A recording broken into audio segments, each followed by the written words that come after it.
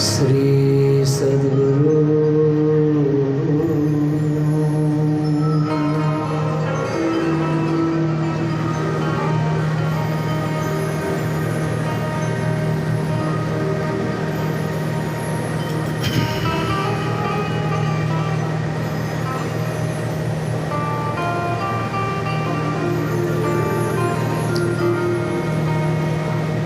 पुरुष प्रबोधिनी उपनिषद में कहा गया है,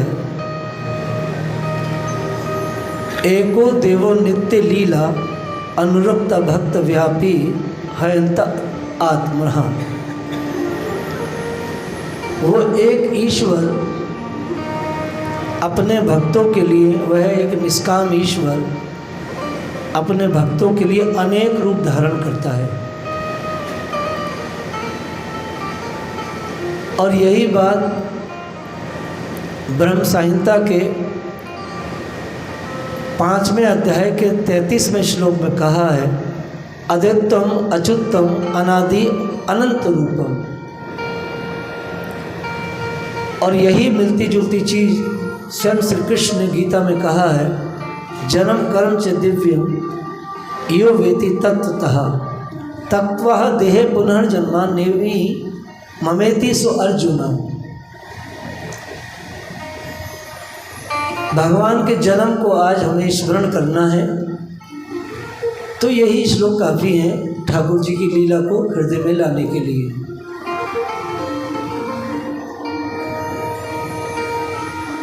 थोड़े पानी में मछली तैर नहीं सकती, बराबर थोड़ा जल हो ना तो गर्ग जी तैर नहीं सकती वो।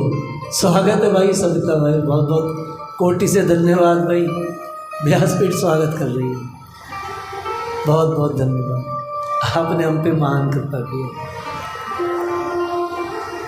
ये तो बोझ छाती में लेके जाते।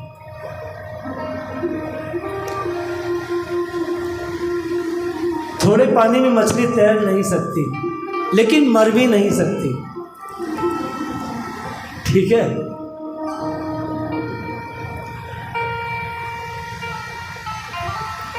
वैसे ही थोड़ी भक्ति में मनुष्य को भगवान का स्मरण अच्छे से नहीं हो सकता, और उसके प्रारब्ध को भी नहीं क्षय होता है।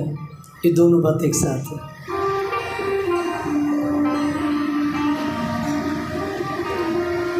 वास्तव में मुक्ति भी मन का विषय है, जैसे भक्ति मन का विषय है, वैसे मुक्ति भी मन का विषय है। आपका मन हट जाए बस मुक्त हो गए आप। मन का तो सारा खेल है भाई,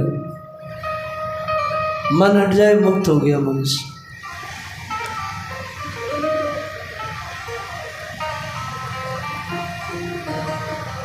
प्रकृति से पार होना बड़ा मुश्किल है।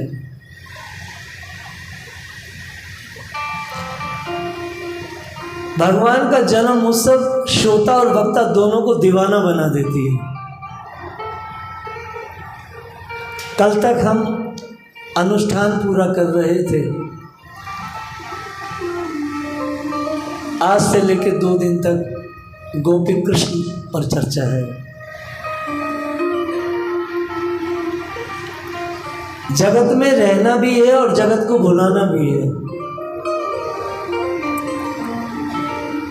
ये एक बड़ी विचित्र बात हमने आपसे बोली। मुझे भी और आपको भी संसार के बड़े से बड़े वैराग्य को जगत में रहना है, लेकिन जगत को भुला के रहना। आप कहेंगे जगत को भुला करके व्यवहार कैसे होगा? मैं आपसे पूछता हूँ, जब आप कपड़ा ले लेते हैं किसी कपड़े वाले की दुकान से तो उसे ज़्यादा याद नहीं रखते। कपड़ा लिया, बात खत्म। आप किसी किराने पर गए, सामान लिया, याद नहीं रखते, एक धुंधली सी स्मृति रहती है।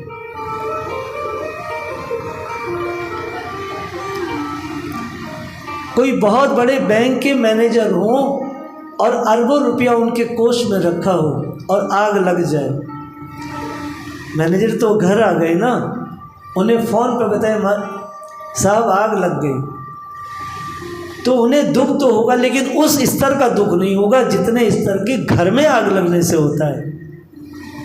हाँ है ना सर, बताइए। चूंकि उस धन से अपनापन नहीं है, वैसे ही अपनापन यदि वहां से हट जाए तो बस मौज आ गई, लेकिन ऐसा हो नहीं पाता है। एक बड़े विरक्त महात्मा थे, सब कहते विदेह जनक विदेह जनक। कैसा विदेह है भाई, घर गृहस्थी में रहता है, पत्नी बच्चे हैं, विदेह कैसा है? ये चेक करने के लिए चले गए, हजारों मील लंबी यात्रा करके जनकपुर पहुंचे। राजा ने स्वागत किया। अंतपुर में जहां वो अपनी रानी के साथ थे, वहीं एक छोटी सी कुटी थी, माने मंदिर। महाराज यहाँ पधारो, बिल्कुल मेरे साथ रहो। विदेह जानते थे क्यों आए, मेरी परीक्षा के लिए आए। महल के ही एक हिस्से में उनको ठहराया।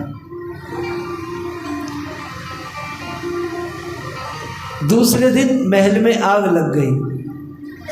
जिस कक्ष में महाराज थे उसमें भी आग लग गई। जनक जी और वह विरक्त दोनों कुंज में ब्रह्म चर्चा कर रहे हैं। महात्मा की केवल वहाँ एक लकुटी थी, माने एक अचला या एक लंगोट सा, वो सूख रहा था, कुछ नहीं, कमंडल। आग लगी तो महात्मा भागे, महाराज आग लगी, मैं अपनी लकुटियाँ उठा लूँ। महाराज वहीं बैठे रहे। अरे कोई नहीं, बैठे रहे। जनक जी वैसे ही ब्रह्म चर्चा करते रहे, कुछ नहीं, आनंद में रहे, भूल भी गए।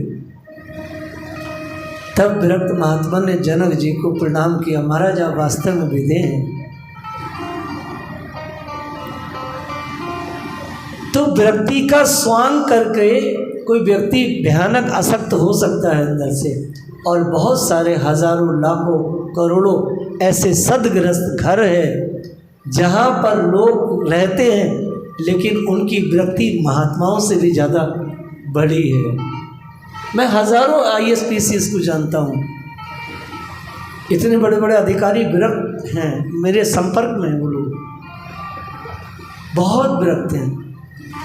योगी जी के जो इस समय हमारे गृह सचिव ऑफिसर नहीं, रिटायर्ड हो गए हैं, लेकिन वो गृह सचिव रहे हैं बहुत दिनों तक। योगी जी की पसंद है तो वो उनके सचिव हैं, और अंदर से आध्यात्मिक शक्ति और भावनाओं से डॉक्टर साहब ओतप्रोत हैं, उनकी बात मानते हैं वो।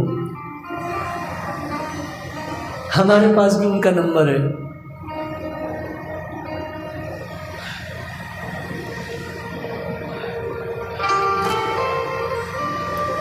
तो आपको सब अंदर से बस अंदर से आपको बस थोड़ा ठीक ठाक होना है, बाकी तो सब क्रिया ठीक है। हम लोग भगवान के जन्म को स्मरण कर रहे हैं,